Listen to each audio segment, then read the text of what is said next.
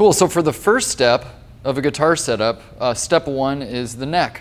And when dealing with the neck, we were talking about neck relief. So a guitar neck should never be set dead flat. It should have a little bit of relief in it, a little bit of a back bow. And there are 2 or 3 different ways to measure the amount of back bow. Basically, we want there to be about 10 thousandths of relief in a guitar neck. If you get a set of feeler gauges, typically one of them will be made of brass in a feeler gauge set, and that is your 10 thousandths. So it looks like that.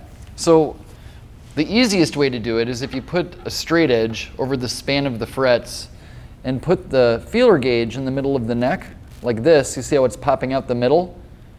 And it's touching the fret and the feeler gauge, and in about the middle of the neck span. That is 10 thousandths of neck relief over the entire span.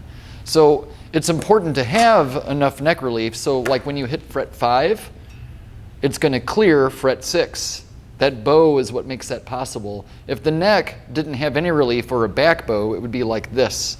So that means that the neck, the fretted note would not have a clear shot to the bridge. So we always want to keep about 10 thousandths of neck relief in the neck. A really quick way that you can measure this is by hitting your 1st fret and your 12th fret and then tapping in the middle. And then I want to look at that at about your fret 5, fret 6 area, and I want to make sure that it's about that, 10 thousandths of neck relief. So if there's too much relief, here I'm just going to add some relief to this neck by loosening the neck. So I don't think this one's ever even been adjusted. Let me add some neck relief. See that little paint chip off there? I don't think it's ever been adjusted before.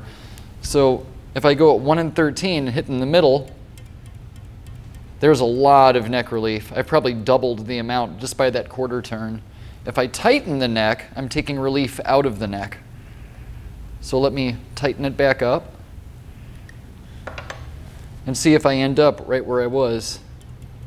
And I did. I got right back to 10 thousandths. So let me add not enough relief. Let me make the neck flat. So right there, it's almost dead straight. There's a little bit of relief in it still.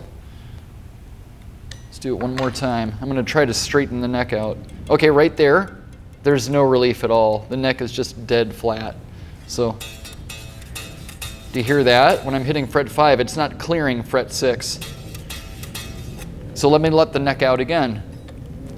So to let the neck out, I'm loosening it.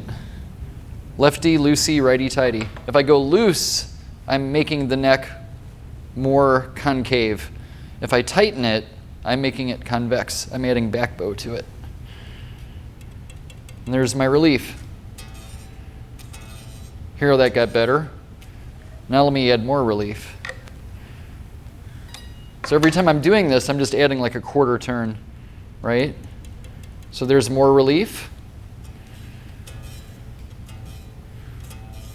Little splat, but it's much cleaner than where it was before. So that's how you adjust neck relief in a guitar. Now obviously this is a Gibson Les Paul, so I'm going to be doing the adjustment here with a truss wrench, 5/8 truss wrench. But in a Fender, the truss adjuster might be at the heel. You might have to remove the neck in order to make an adjustment.